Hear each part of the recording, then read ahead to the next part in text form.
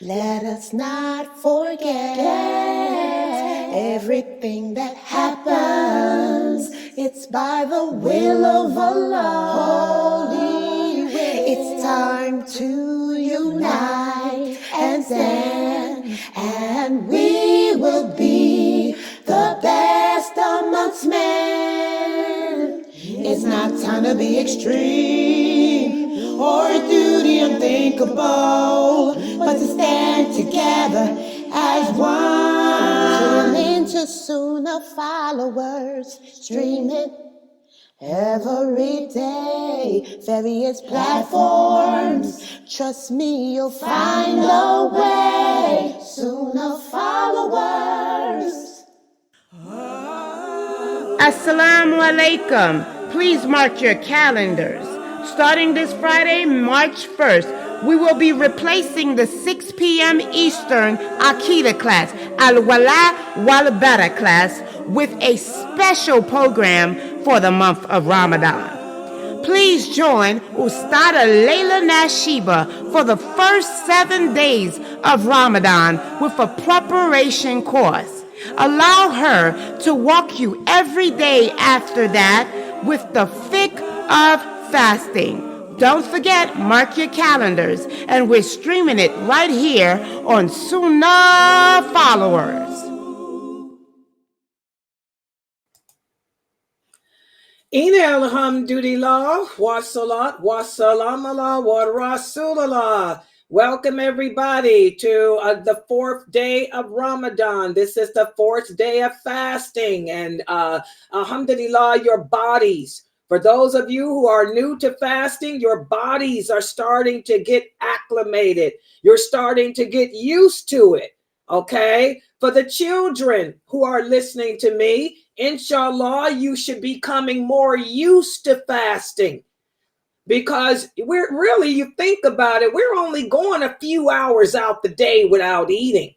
You know, we're just going a few days with a few hours out the day without eating. So your stomach should be adjusting to that, because the reality is that most of us overeat anyway. And I want to give a shout out to my grandchildren. You know, Layla's got grandchildren. My grandson, Hassan, assalamu alaikum, and Nasir, assalamu alaikum. Yeah, those are my 2 boys. They fasting too, alhamdulillah. Make sure that y'all listen to your big sister, Jayana, because my granddaughter, Jayana, alhamdulillah, I'm so proud of you, Jayana, because she's trying to help the 2 boys to get through fasting too. You know, and don't forget, you're supposed to make your prayers with your big sister too. Jayana, make sure that they pray all 5 prayers every day. And that's for all the children. You know, we should be fasting and making all 5 of our prayers every day at the proper time. This is how we get close to Allah. And when we get close to Allah, that's how Allah loves us. When Allah loves you, he becomes your protector. He makes sure that nothing bad happens to you. And also he answers your prayers. He gives you the things you need, not the things you necessarily want, but he'll give you what you need to survive. So fasting, Ramadan, brings us close to Allah, because we're sacrificing our food. We're sacrificing our emotions, our anger. We're giving all those things up just to please Allah. So I'm proud of all the children here. All of you who are maintaining your fast, I'm so proud of you, because this is the 4th day. You almost got the first week down. We only fast for 29 or 30 days. You got the first week almost down, and time is going to go by so quick. Before you know it, Ramadan will be over, and you'll be wishing that you had another week, because you'll be so accustomed to this feeling of righteousness, this feeling of closeness to Allah. And so today what I'm going to do is talk about how What we should do is set goals for ourselves. Because again, the purpose of fasting is to get close to Allah. The purpose of fasting is for Allah to love you. Because what happens? Who can tell me? Any of the children in the Zoom room, what happens when Allah loves you? If Allah loves you, what promise did he make? He made a promise that if he loves you, what's the promise that Allah made about those whom he loved? Do any of the children remember? Any of the kids here listening? Y'all remember? He will never let the hellfire touch you. MashaAllah, Allah has promised, guys, that he will never, ever, ever allow the hellfire to touch anyone whom he loves. So what does that mean? That means when you die and you're in your grave, you're not going to have to worry about being beaten in the head with that crowbar by that angel. You don't have to worry about being thrown into the hellfire until the day of judgment. If Allah loves you, he will have your soul placed in the form of a green bird, and you will fly around the throne of Allah until the day of judgment. So we want to do the deeds that Allah loves. We want to make Allah love us. And how do we make Allah love us? By number one, obeying him, doing the things he commands us to do, such as fasting during Ramadan, such as making all 5 of our prayers every day, such as respecting your parents. And this is a big one, because a lot of the Muslim children, we look at the non-Muslim kids, and we see how the non-Muslim kids have no respect for their parents. We look at those videos on YouTube and we see all that cursing and profanity and fighting, that ghetto behavior. That's not what Islam is about. We're supposed to be people of dignity, like the commercial says, with dignity, humility, and balance.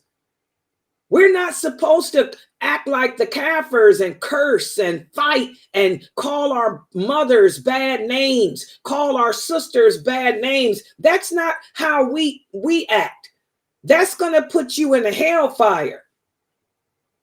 We have to be respectable to our parents, respectable to our sisters, respectable to our brothers. We have to live and love each other. Love each other, get along, not sit there and hate each other and tear each other down. So I want all you children listening to me to work on that, because we're living in some bad times. The kafirs, they're like animals. They don't have no control over their emotions, their behavior. They talk like garbage can people. We don't do that. We're supposed to be people of dignity. Okay? So, how do we earn Allah's love? By doing the things he commanded us to do, such as praying our prayers, not once a day, every day, all 5 of them. And by fasting Ramadan, by respecting our parents, by getting along with our brothers and our sisters, by being nice to our neighbors, by being respectable to the elderly, by respecting our teachers, respecting the people of authority, the imams, the firemen, anybody of authority. Does everybody understand that? We're people of respect. Okay? That's how we earn Allah's love.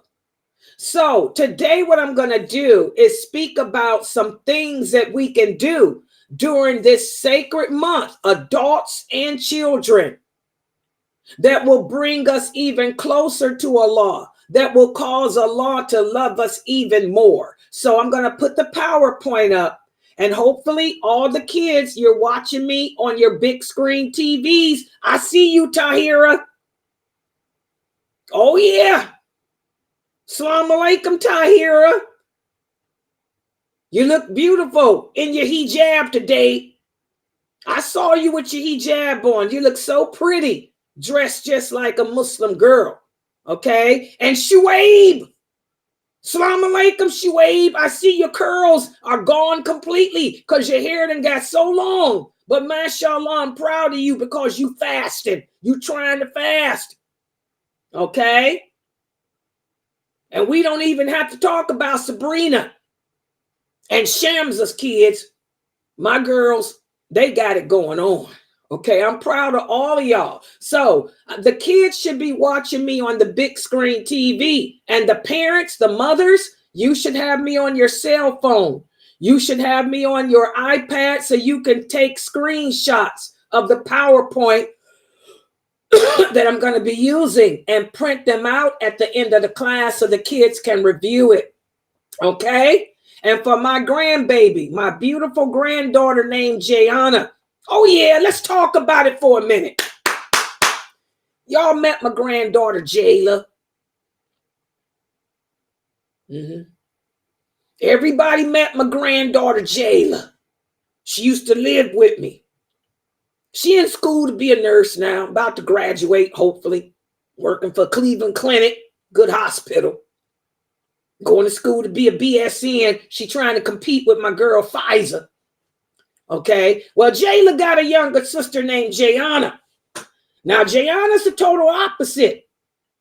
You know, Jayana's trying to hold it down during Ramadan. Hello. And I'm proud of you, Jayana, because Jayana knows that her mother has to work. So Jayana's trying to sit there with the two boys and get them into the fasting routine. She's trying to stay on top of the two little boys and get them to do their prayers. Alhamdulillah, I got my eyes on you, and I'm proud of you, Jayana. And by the way, Grandma Sawdust taking y'all for iftar this weekend. Hello. So be good. You're going to iftar this weekend at Masjid Ukbar. Hello. All right. So anyway, I'm proud of my grandkids because like I said, you know, let me talk about this for a minute too. And I want all the sisters listening to me to understand that dawah begins at home. Charity begins at home. Allah says in the Quran, save your soul and your family from the hellfire. A lot of you sisters ask me about going on the internet giving dawah. First of all, you ain't qualified. Like I tell you guys, 97% of the people that you see on YouTube talking about Islam ain't qualified because you don't know what you're talking about. You have to know this religion. And unfortunately, most Muslims today don't know the sunnah from a fatwa, don't know a hadith from a fatwa. So most of you are not qualified. And secondly, your home is better for you. You know, you need to focus on your children. You need to focus on learning the deen the correct way and then teaching it to your children. My children are grown. I only got one child. She's grown. But these are my grandkids. Oh, yeah. And I'm trying to help my grandkids to get through too. But I ain't held accountable for them. They mama is. But you sisters are held accountable for your children.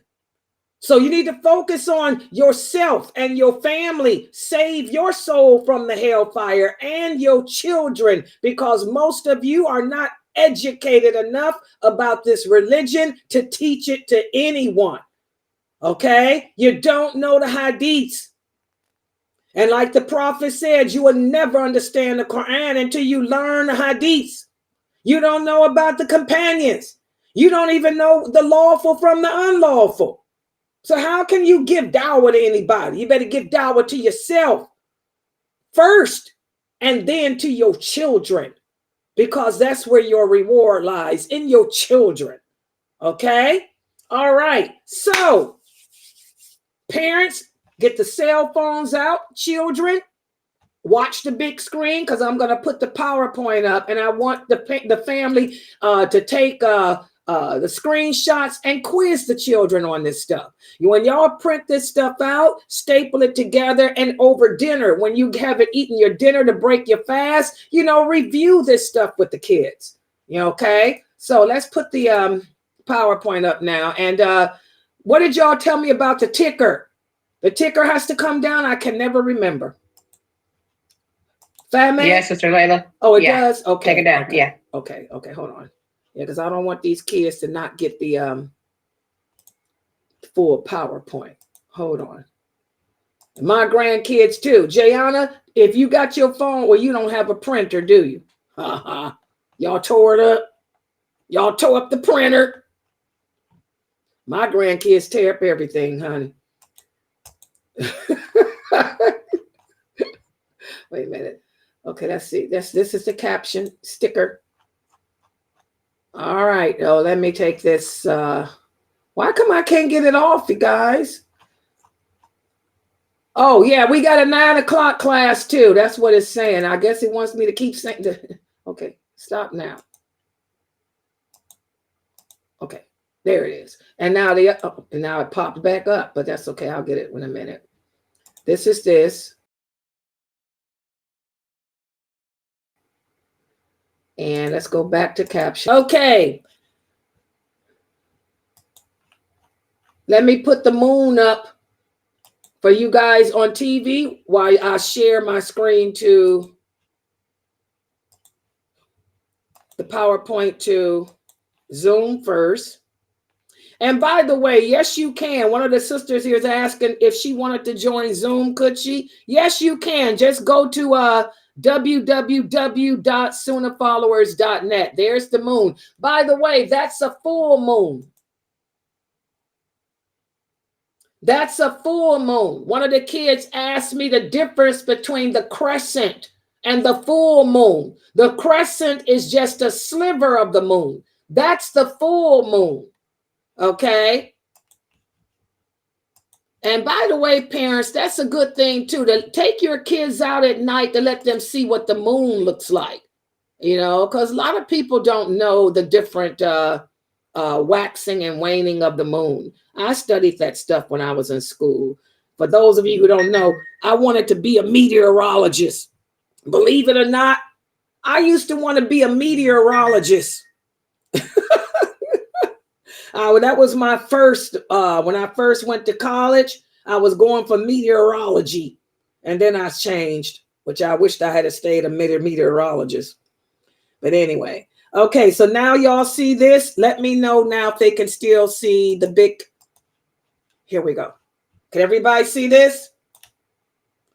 Mina, is it on? Yeah, we can see it. So on YouTube, it's showing the whole PowerPoint, right? Okay, let me. Yeah. So I ain't got to keep asking her. Let me open up my other computer. Okay, and join it on YouTube too, just so I can see what's going on. I like to be able to see what's going on too, in case I need to fix something. All right, so this is the 4th day of Ramadan. And today what I'm going to do is give you some things that you can do to make the most of this month and get closer to Allah. We should all try to set these goals that I'm getting ready to come up with. Personal goals for yourself. First of all, this is the time that we need to work on changing the condition of ourselves. Remember, the Prophet Muhammad sallallahu alaihi wasallam said one of the signs of the last hour is that fatness, obesity will spread amongst the Muslims. We will become people who are fat and obese. We will indulge in food and drink. We'll eat too much. So this is the time to work on trying to change that as Muslims. Take a screenshot of this.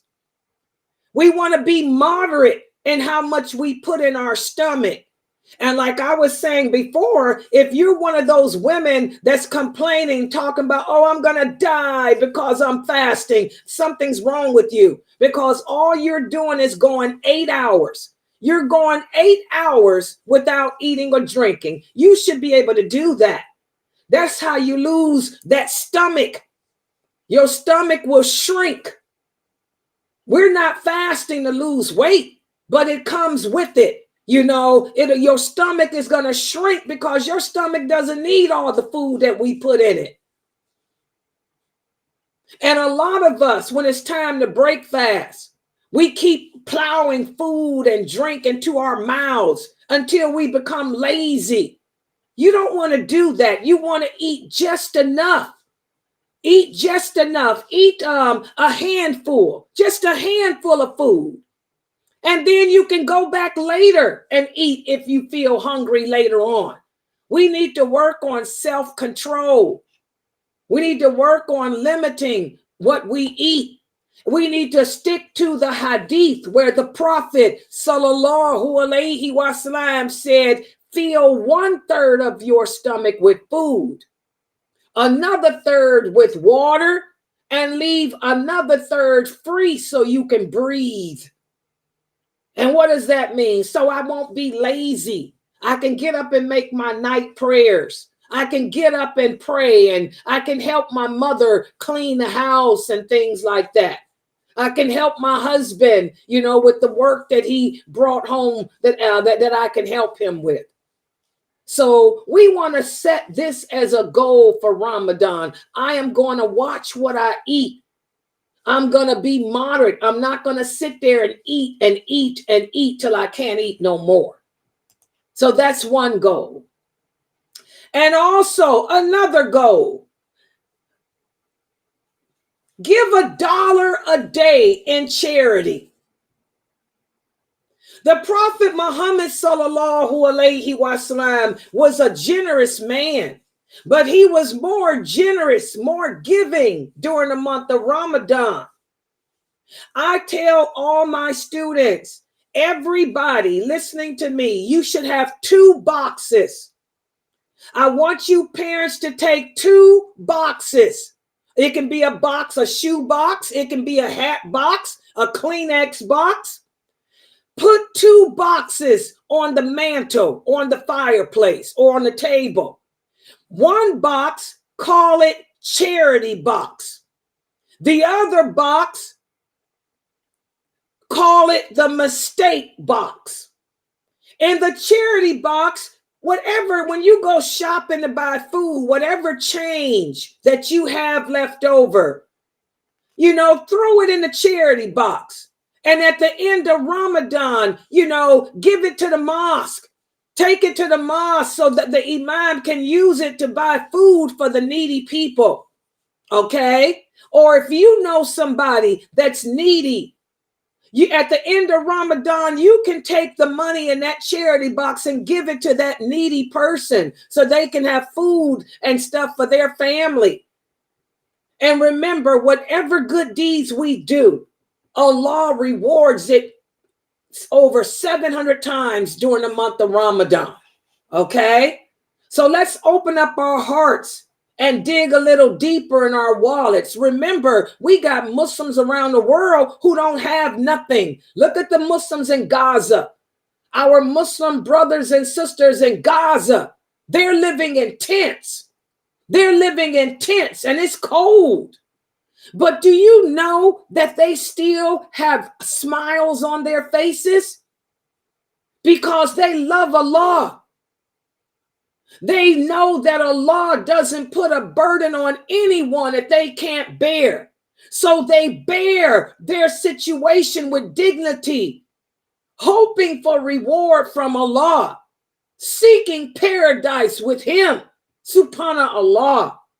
Okay? You have a home. You're not living in a tent.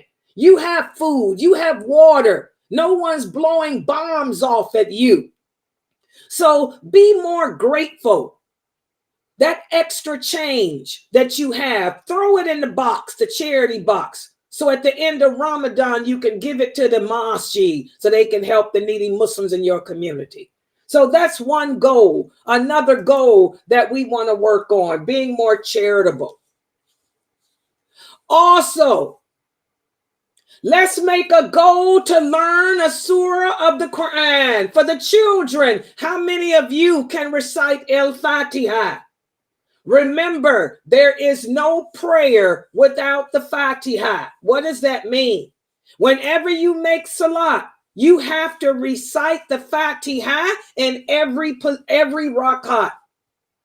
You don't have to recite any other Quran, but you have to recite Fatiha.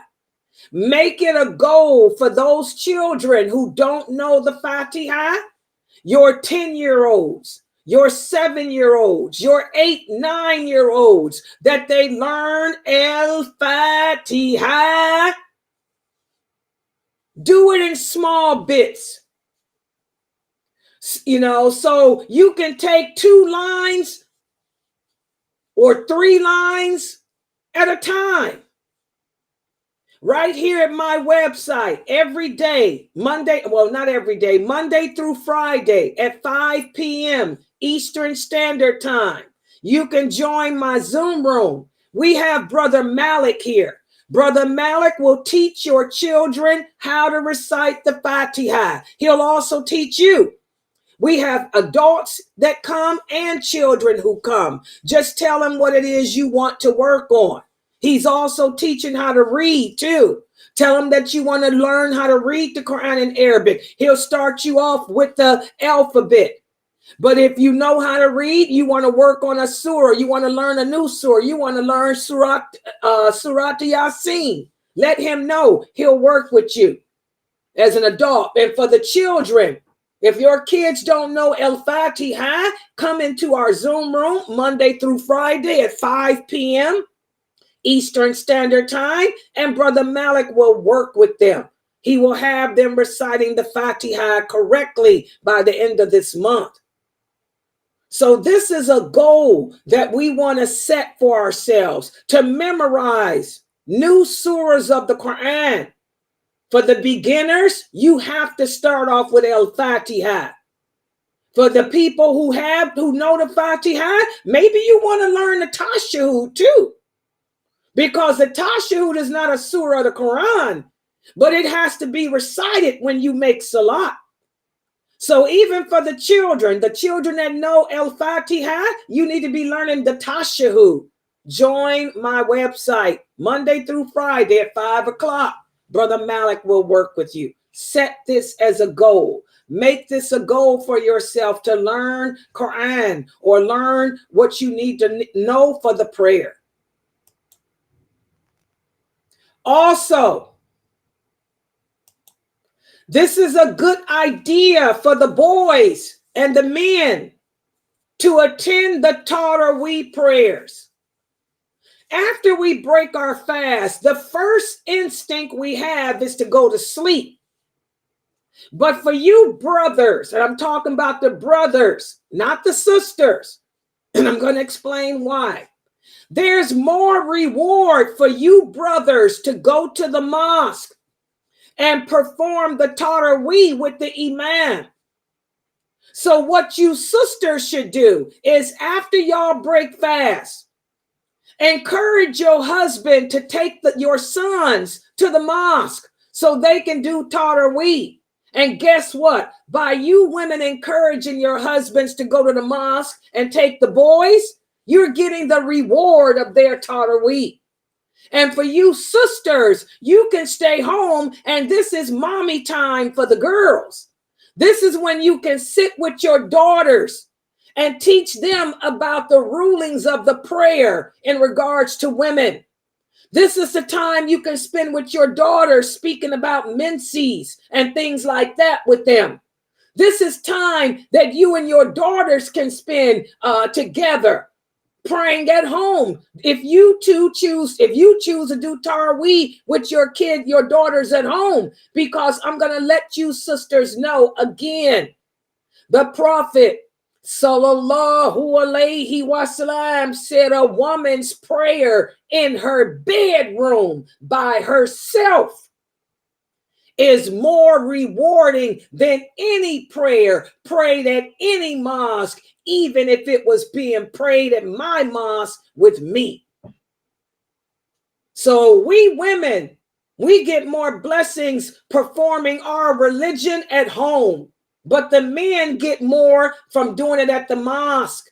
So what I encourage the women to do is, after y'all sit down as a family and break fast, have your husband take the boys to the mosque to do Tarweeh.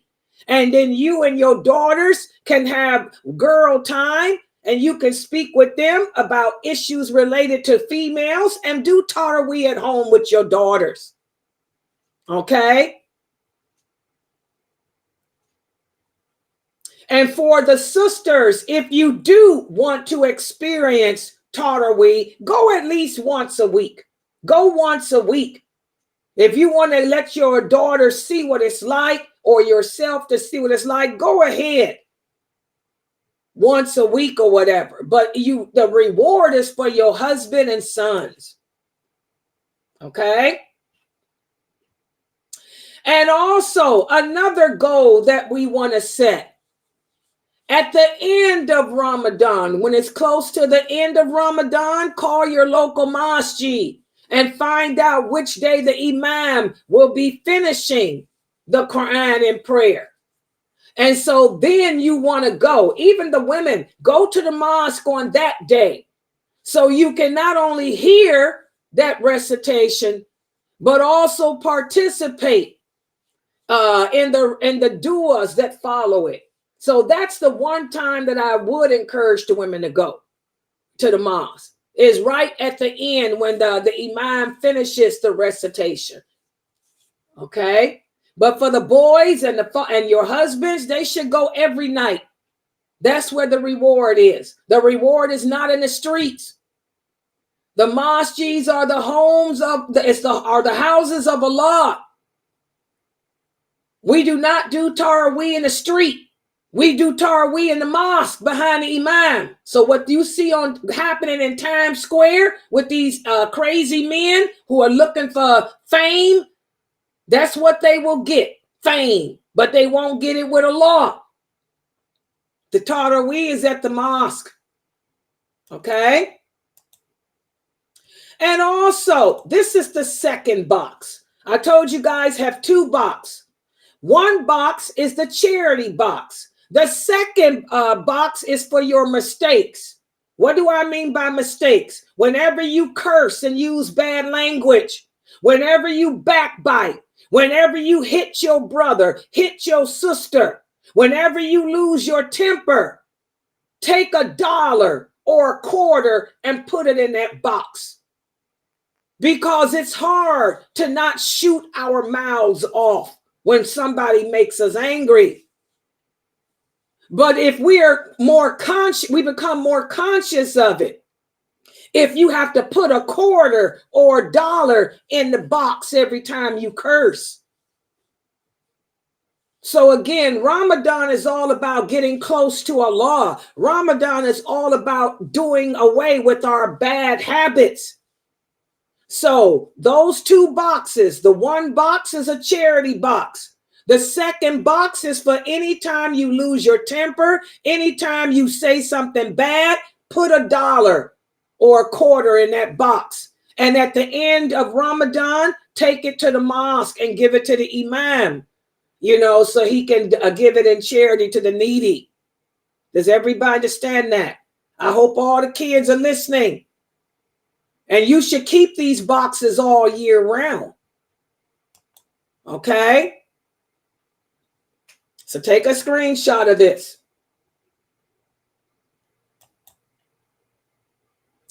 Also, another good thing to do. This is the time to get close to our family.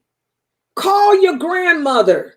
Call your aunts. Call your uncles. Give them salams. Even with the non-Muslim relatives. Call your grandmother and your cousins and just, say, hey, how you doing? Because strengthening the ties of kinship is a good deed. This is the time. This is the month to connect with our family members that we don't get to speak to all year round.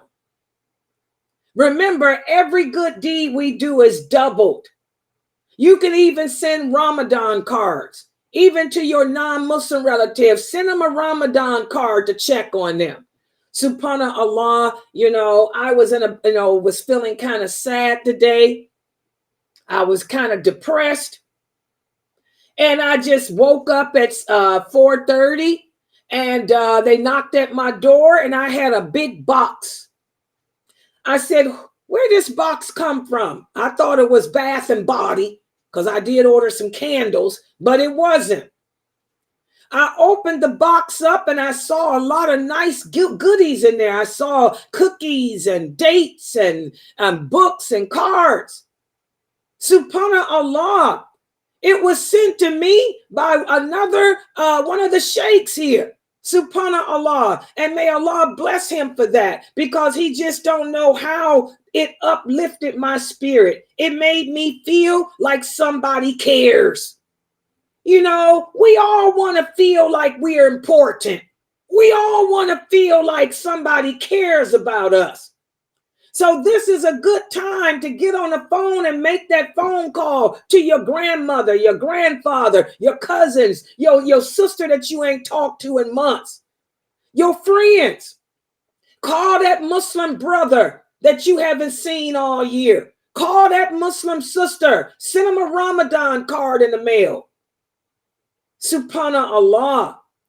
We get rewards for that because, again, all good deeds are tripled during the month of Ramadan. And also another goal to set for yourself, and I want the children to hear this: go on a technology diet. What do I mean? Spend less time watching television. Spend less time gaming. Now, I got a lot of the kids here who are on Twitch. I got about 50 children that watch me on a regular basis on Twitch. So I'm so proud of them, because even though they on there playing games, they always stop their games every day at 6:30 to join this class. And they stop their gaming at 9 o'clock to join my other class. So I'm proud of them. But how many of you other children are doing that? Even my grandkids, Nasir, Hassan. My grandson Nasir is a gamer. I know you like to play games, Nasir, but you don't want to spend all your time playing games. You want to spend time learning your religion. You want to spend time learning what it means to believe La ilaha illallah Muhammadur Rasulullah. Ask your sister Jayla. Ask your big sister Jayla, who's got a car that her grandmother co-signed for. Ask your big sister Jayla to take you to the masjid. Drop you off at Masjid Uqba so you can spend some time there. They got classes going on there. Ask your big sister Jayla to take you by to visit your grandma Sauda, who's right down the street. You can help Grandma Sauda around the house. Maybe Grandma Sauda needs her garbage to be taken out. Maybe Grandma Sauda needs somebody to mop her floor. Maybe Grandma Sauda needs her car cleaned. She drive a Lexus that I heard Jayla be driving too. So go on a technology diet. Remember, you don't want to waste your fasting time on the internet. Help your grandparents. This is for all the kids. Go to the masjid and participate in whatever lectures the imam is having. Come to my classes every day, 6:30 and 9 o'clock. Spend more time learning Al-Fatiha. Spend more time making dua, asking Allah to forgive you of your sins. So go on a technology diet, and that's for the adults too. Spend less time on social media, chatting, and spend more time learning. Subhanallah. Okay? And again, take at least 5 minutes out of the day to read Quran. And this is for the adults and the children. You don't have to read a whole surah. Just take one verse of the Quran, open it up the book, Wherever your eyes fall, read that one verse and then ponder what Allah is saying to you. Because Allah talks to us through that Quran, guys. Go make wudu.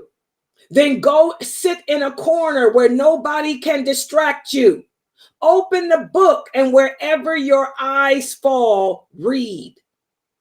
And then say, wow, what is Allah telling me here? What is Allah saying here?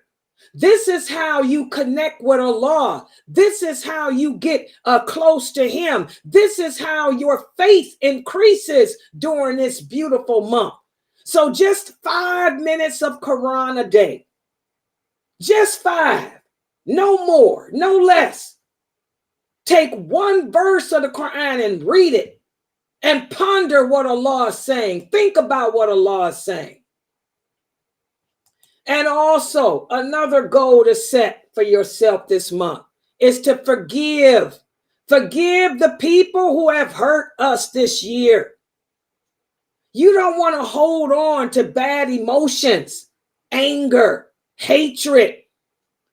Forgive the people who made you mad. I ain't talking about the people that tried to beat you up. I'm talking about the people that you mad at because they didn't give you back your toy, or because they didn't call you when they were supposed to call you. Don't hold grudges against other Muslims like that, or other people. That's bad energy that will take you down. Forgive the people who hurt you, and also forgive yourself. You have to forgive yourself during this month. Don't be so overcome with guilt that you can't forgive yourself. So these are some of the things, guys, some that we should do, the goals that we should set for ourselves during this sacred month. Again, life is not guaranteed to any of us. Death, the angel of death, that visitor that none of us wants to see. That angel of death can come knocking on a door at any time to take our soul. You want to go in good standing with Allah. You don't want to be in bad standing with Him. Y'all understand that? So I'm going to stop right here.